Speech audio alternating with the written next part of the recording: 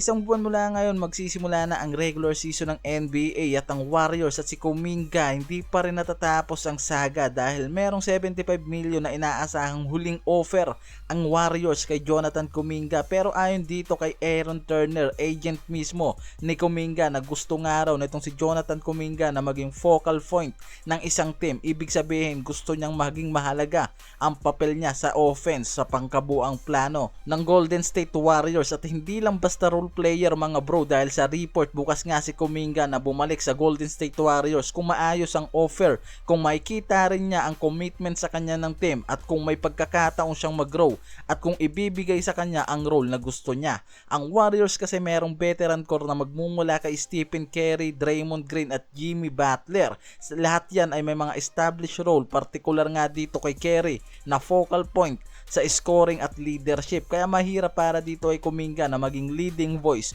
o focal point ng sabay sa kanila. Yung level ng spotlight na gusto niya o nire-request niya ngayon bago niya tanggapin ang deal ng Golden State Warriors. Kaya kung hindi mangyari at magkasundo ang Warriors sa kagustuhan nga nitong si Kuminga o sa compensation na to, ang isa sa pinaka-option nga nitong si Kuminga ay kunin yung qualifying offer, meaning nakakailanganin niya talagang tanggapin yung offer ng Warriors na around 7.9 million para sa 2025 to 26 season, tapos magiging unrestricted free agent siya mga bro sa susunod na summer. At yan yung paraan para magkaroon siya ng leverage. At ang pinaka-issue kasi dito mga bro ayaw nitong si Kuminga ng team option sa huling taon ng kontrata niya sa Golden State Warriors, dahil gusto nga nito ng may player option para siya mismo yung may control. Ibig sabihin kung gusto niyang lumipat o mag-option out may option siya kung saang team niya gustong bumagsak. Pero ang Warriors ay handa na nga sa kanyang mag-offer ng kontratang may team option o ibang kondisyon, pero hindi pumapayag ang Warriors sa gusto niyang mangyari o nire-request niyang maging isang focal point ng team.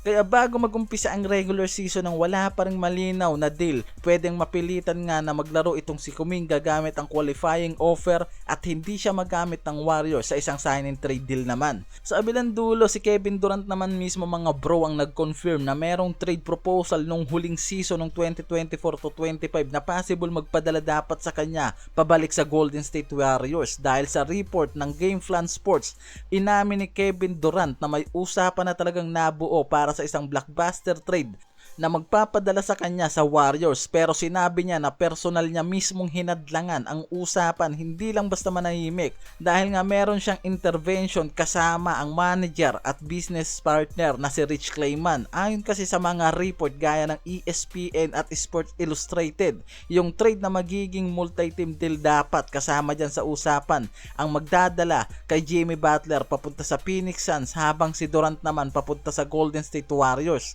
Ang Warriors in the mix pa nun sa usapan kasama ang Suns. May ibang mga team na pwedeng makasama sa trade para nga raw maging realistic sana ang trade na to. Pero sinabi ni Durant na yung timing nito sa trade deadline mid-season hindi maganda. Big change nga raw ito at maraming mga komplikasyon kapag may superstar sa gitna ng season na matitrade, dahil pinigilan mismo ni Durant hindi nga natuloy yung trade na to mga bro at nanatili siya sa Suns hanggang matapos yung regular season at natuloy naman ngayong off-season ang pag-trade niya sa Houston Rockets. Ang Warriors last mid-season talagang kailangan maghanap ng ibang paraan at imbis na makakuha si Durant napilitan silang makuha ang second option na si Jimmy Butler sa Miami Heat kasama ang isang multi-team deal. Pero ang pinaka-reason nga raw talaga nitong si Kevin Durant bakit niya blinak ang trade papunta sa Warriors dahil ayaw niyang matrade sa mid-season at sa tingin niya hindi makatarungan sa mga involved na teams ang trade. Mas gusto niyang makita nga raw sana muna